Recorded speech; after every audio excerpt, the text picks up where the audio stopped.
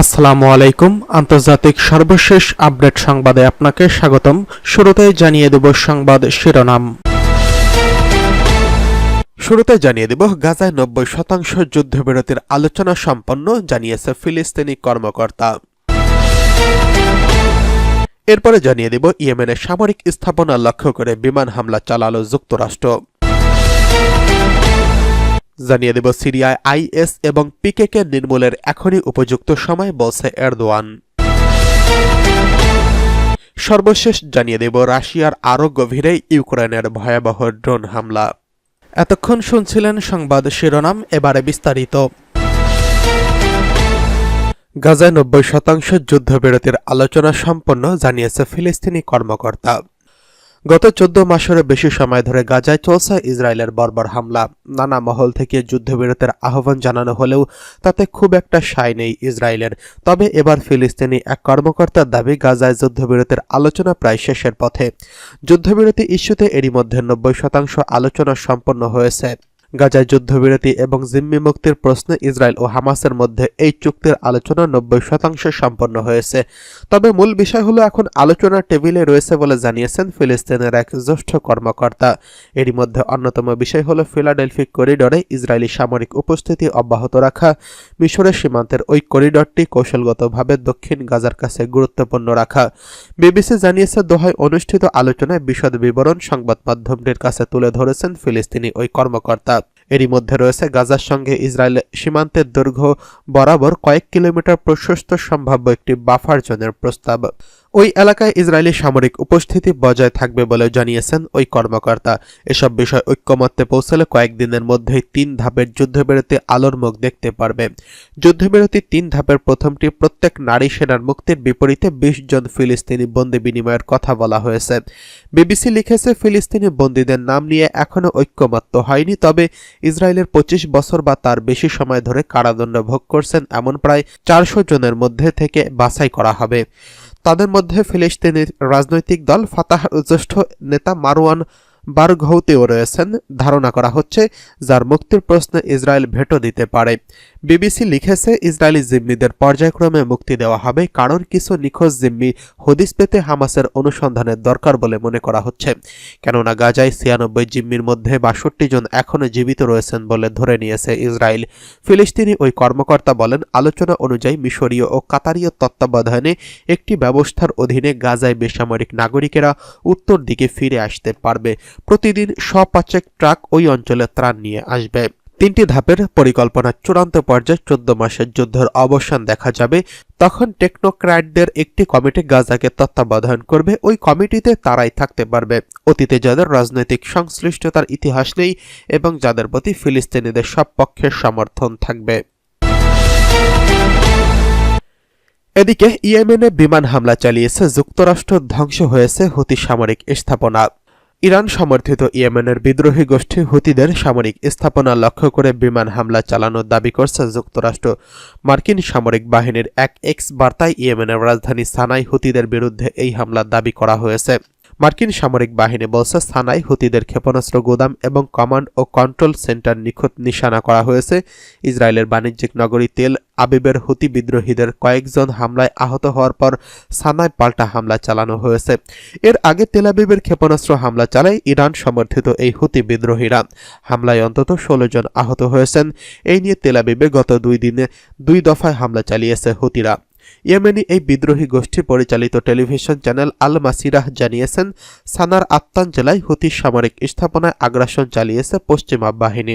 এর পরপরই মার্কিন সামরিক বাহিনী লোহিত সাগরে আকাশে হুতিদের একাধিক ড্রোন ও জাহাজ বিধ্বংসী ক্রুজ ক্ষেপণাস্ত্র গুলি চালিয়ে ভূপাতিত করা হয়েছে বলে এক বিবৃতিতে জানিয়েছে যুক্তরাষ্ট্রের সেন্ট্রাল কমান্ড সেন্টকম। গাজা উপত্যকায় গত 7 অক্টোবর ইসরায়েলি বাহিনীর হামলার জবাবে ফিলিস্তিনিদের প্রতি সংহতি জানিয়ে নভেম্বর থেকে লোহিত সাগর এবং এডেন উপসাগরে চলাচলকারী বাণিজ্যিক জাহাজগুলোতে হামলা চালিয়ে আসছে হুতি বিদ্রোহীরা। প্রথম দিকে ইসরায়েলের সঙ্গে সম্পর্কিত জাহাজগুলোতে হামলা চালালেও বর্তমান যুক্তরাষ্ট্র, যুক্তরাজ্য এবং অন্যান্য বাণিজ্যিক জাহাজেও হামলা চালাচ্ছে এই গোষ্ঠীটি। গাজায় ইসরায়েলের সামরিক অভিযানের প্রতিবাদে গত বছরের 19 নভেম্বর থেকে এডেন উপসাগর ও লোহিত সাগরে জাহাজ চলাচলকারী বাণিজ্যিক জাহাজে ড্রোন ক্ষেপণাস্ত্র হামলা শুরু করে হুতি বিদ্রোহীরা। ইয়েমেনের সর্বাধিক জনবহুল এলাকায় নিয়ন্ত্রণাধীন এই গোষ্ঠী অনবরত হামলায় বৈশ্বিক পণ্য পরিবহনে অন্যতম প্রধান এই জলপথে ব্যাপক সংকট তৈরি হয়েছে। হুতিদের একের পর এক জাহাজে হামলার জবাবে মার্কিন ও ব্রিটিশ সামরিক বাহিনী প্রায়ই হুতিদের অবস্থানে হামলা চালাচ্ছে। শনিবারও ইয়েমেনের সশস্ত্র এই গোষ্ঠীর লক্ষ্যবস্তুতে নতুন করে হামলা চালিয়েছে যুক্তরাষ্ট্র।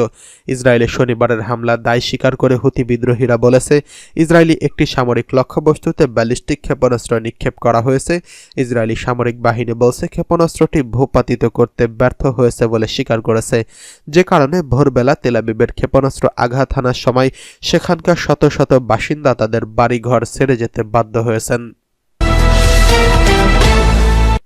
সিরিয়ায় আইএস ও পিকেকে নির্মূলের এখনই উপযুক্ত সময় ঘোষণা দিয়েছে এরদোয়ান।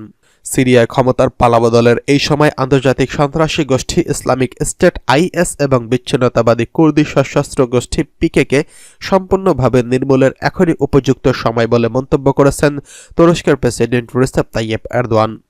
এএফপি জানিয়েছে, D8 সম্মেলনে যোগ দিতে কায়রোতে সফরের পর আঙ্কারায় ফেরার পথে সাংবাদিকদের আলাপকালে এই কথা বলেছেন তিনি সাংবাদিকদের প্রশ্নের উত্তরে বলেছেন, দায়েশ, পিকেকে এবং তাদের সহযোগীরা যারা সিরিয়ার অস্তিত্বকে হুমকির মুখে ফেলেছিল তাদেরকে অবশ্যই নির্মূল করা উচিত এবং এখনই এই কাজ শুরু করার আদর্শ সময়। আন্তর্জাতিক সশস্ত্র গোষ্ঠী সিরিয়ার ইসলামিক স্টেট বা আইএসের জন্ম 2021 সালে। বিশ্বে এ যাবৎকালে সবচেয়ে সহিংস, নির্মম এবং নৃশংস ইসলামিক গোষ্ঠী হিসেবে পরিচিত পাওয়া আইএস তার জন্মের বছরই সিরিয়া ও ইরাকের বিস্তীর্ণ এলাকা দখল করে পৃথক দেশ প্রতিষ্ঠা করে, যার রাজধানী হয় সিরিয়ার রাক্কা শহরে। আইএসের উত্থান সিরিয়ার পাশাপাশি তুরস্কের জন্য মারাত্মক বিপর্যয়কর ছিল, কারণ তুরস্কের সঙ্গে সীমানা রয়েছে সিরিয়ার।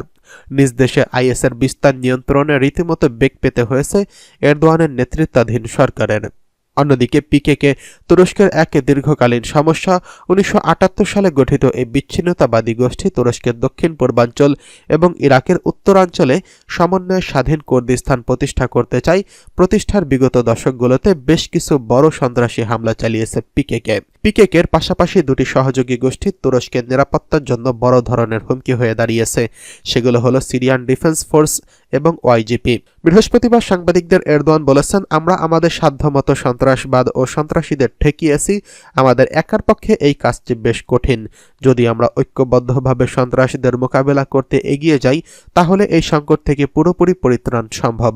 এই ব্যাপারে সিরিয়ার বর্তমান সরকারের কর্মকর্তাদের সঙ্গে বৈঠক হয়েছে উল্লেখ করে এরদোয়ান বলেন, আমি আর কিছুদিনের মধ্যেই এই ইস্যুতে বিস্তারিত আলোচনার জন্য হাকান ফিদানকে দামেস্কে পাঠাবো।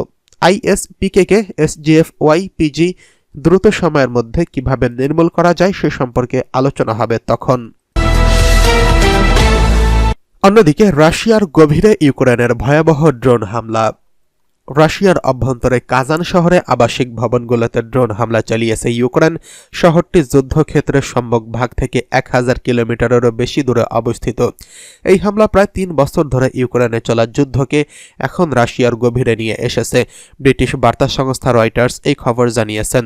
রুশ প্রতিরক্ষা মন্ত্রণালয় জানিয়েছেন, মস্কো থেকে প্রায় 800 কিলোমিটার অর্থাৎ 500 মাইল পূর্বে অবস্থিত শহরটিতে স্থানীয় সময় শনিবার সকাল 7:40 9:20 মধ্যে 3 বার ড্রোন হামলা চালানো হয়েছে। তাতারাস্তান আঞ্চলিক সরকারের প্রেস সার্ভিস জানিয়েছে, হামলায় 8টি ড্রোন ব্যবহার করা হয়েছে। এক বিবৃতিতে বলা হয়েছে, ড্রোনটি 6টি আবাসিক ভবন এবং একটি শিল্প স্থাপনায় আঘাত হানে। এর মধ্যে একটি ড্রোনকে নদীর উপর ভূপাতিত করে রুশ সেনারা।